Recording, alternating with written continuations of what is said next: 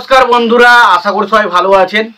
তো বন্ধুরা, এখন যে ছবিটার বিষয়ে কথা বলবো সেটা 1996 সালের একটা সিনেমা, যেটার নাম হচ্ছে জাং। এবং এই ছবিতে লিড চরিত্রে আমরা দেখতে পেতে চলেছি মিঠুন চক্রবর্তী, যে ক্যারেক্টারটা প্লে করছে অর্জুন সাক্সেনা, একজন ইন্সপেক্টর পুলিশ অফিসার। এবং আমরা অজয় দেবগনকে দেখতে পাই, যার ক্যারেক্টারটার নাম হচ্ছে অর্জুন সাক্সেনা। তো সেই ক্যারেক্টারটা অজয় দেবগন প্লে করেছে। এবং পাশাপাশি আদিত্য পাঞ্চোলি রয়েছে, সদাশিব রয়েছে, আবার অনেকে রয়েছে, রম্ভা রয়েছে। এবং এই ছবিটার পরিচালক ছিলেন টি রামারাও, এবং ছবিটার চিত্রনাট্য ছিলেন সন্তোষ সুরজ। ছবিটার সিনেমা ফটোগ্রাফির কাজ করেছিলেন জয়েন ভিনসেন্ট, এবং সঙ্গীতের কাজ করেছিলেন নাদিম শ্রাবণ। তো গানগুলো নিয়ে যদি প্রথমে কথা বলি, দেখুন গানগুলো কয়েকটা গান রয়েছে, যেটা অজয় দেবগনের কাছে দু একটা গান রয়েছে অজয় দেবগনের সাথে রম্ভার, তো সেই গানগুলো বেশ ভালো। পাশাপাশি মিঠুন চক্রবর্তীর সাথেও কয়েকটা গান আছে খুব ভালো। তো এই ছবিটার বিষয়ে বলার আগে একটা কথা বলি, এই ছবিটার বিষয়ে বেশ কিছু তথ্য আমি জানি। তো সেটা হলো, প্রথমত যে মিঠুন চক্রবর্তীর যে ক্যারেক্টারটা, যেটার নাম হচ্ছে ইন্সপেক্টর অর্জুন সিং, তো সেই ক্যারেক্টারটা কিন্তু প্রথমে মিঠুন চক্রবর্তীর কাছে আসেনি। প্রথমে এসেছিল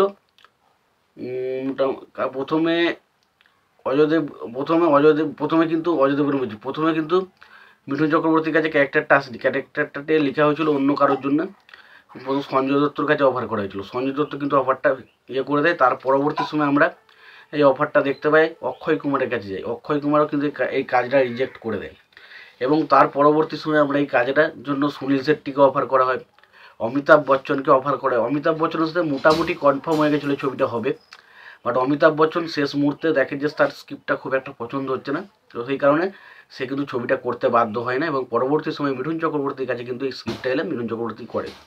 এবং বলে রাখি, অজয় দেবগানের যে ক্যারেক্টারটা আমরা দেখতে অর্জুন সাক্সেনা, সেই ক্যারেক্টারটা কিন্তু প্রথমে অজয় দেবগানকে কিন্তু প্রথমে রিকোয়েস্ট করা হয়নি। প্রথমে কিন্তু অন্য করে চাঙ্কি পান্ডে ছিল, চাঙ্কি পান্ডে রিকোয়েস্ট না করলে সেখান থেকে পুরোপুরি সরাসরি চলে আসে আমরা দেখতে পাই অক্ষয় কুমারের কাছে। অক্ষয় কুমার বলে যে এই ছবিটার যে ক্যারেক্টারটা সেটা তার গল্পের সাথে কোনো মিলই নেই, তো সেই কারণে তিনি ক্যারেক্টারটা করতে চান না। সেই কারণে কিন্তু এই ক্যারেক্টারটা অক্ষয় কুমার বা চাঙ্কি পান্ডে কেউ করে না, এবং পরবর্তী সময় অজয় দেবগান এই ক্যারেক্টারটা করে। এবং আদিত্য পাঞ্চোলির ক্যারেক্টারটা কিন্তু আদিত্য পাঞ্চোলিকে অফার করেছিল, দুটো আদিত্য পাঞ্চোলি এখানে দ্বৈত ভূমিকায় অভিনয় করেছে। তো ছবিটার গল্পটা এরকম যদি বলি, যে মিঠুন চক্রবর্তী এবং মিঠুন চক্রবর্তীর ভাইয়ের ক্যারেক্টারটা প্লে করেছে অজয় দেবগান, এবং তাদের একটা খুব সুন্দর সুখী পরিবার রয়েছে। এবং সেই পরিবারটার সাথে এমন কি ঘটে বা এমন কি বিশেষত্ব ঘটে, যার কারণে মিঠুন চক্রবর্তীর ক্যারেক্টারটা পুলিশ অফিসারের কাজ ছেড়ে সে প্রত্যেকটা ভিলেনের বিরুদ্ধে প্রতিশোধ নেবে বলে আগ্রহ হয়ে ওঠে। এটা হচ্ছে সিনেমার বিষয়বস্তু।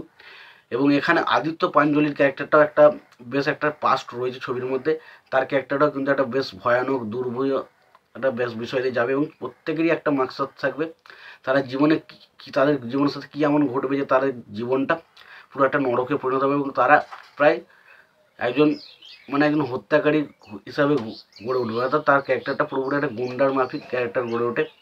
এবং এখানে কাজ বলতে মিঠুন চক্রবর্তী, আদিত্য পাঞ্চোলি এবং অজয় দেবগন তিনজনকে একই ছবিতে দেখা, এটাই সত্যি কথা বলছে, একটা বিরাট বিরাট বিরাট কিছু বিষয়। এবং তার পাশাপাশি রম্ভা। তো অবশ্যই এই ছবির কাস্টিং নিয়ে কথা বলতে হবে, কাস্টিং কিন্তু বেশ ভালো একটা কাস্টিং ছিল, যেটাই আপনার মন প্রথমেই ভরে যাবে। দ্বিতীয়, যে ছবির অ্যাকশন দৃশ্যগুলো বেশ ভালো, ছবিতে ডায়লগ যে কটা সংলাপ রয়েছে সেই জায়গাগুলো বেশ ভালো, ছবিতে কিছু ইমোশনাল পয়েন্ট রয়েছে সেগুলোও কিন্তু বেশ ভালো। এবং পাশাপাশি ওভারঅল প্রত্যেকের কাজ কিন্তু ছবিতে ঠিকঠাক। তো এই জাং ছবিটা আমার কাছে একটা মোটামুটি সিনেমা লেগেছে। দেখুন, ছবির স্ক্রিন প্লে বা গল্প খুব একটা ভালো না, যার কারণে ছবিটা যে খুব আমাকে বেঁধে রাখতে পারে সেটা কিন্তু নয়। তবে বাট ছবির যেহেতু কাস্টিং খুব ভালো, প্রত্যেকের অভিনেতা খুব ভালো, তাই কাজটা তারা খুব ভালো করেছে। তো কাজটা মোটামুটি ঠিকঠাক লাগে। তোমাদের কেমন লাগে ছবিটা অবশ্যই জানিও। তোমাদের যদি ভিডিওটি ভালো লেগে থাকে লাইক কমেন্ট শেয়ার করে দিও। চ্যানেলটা নতুন হয়ে থাকলে অবশ্যই তোমরা চ্যানেলটা সাবস্ক্রাইব করে নিয়ে পাশে বেল আইকনটা অবশ্যই প্রেস করে দিও। ভালো থেকো, সুস্থ থেকো, দেখাচ্ছ পরে ভিডিওতে।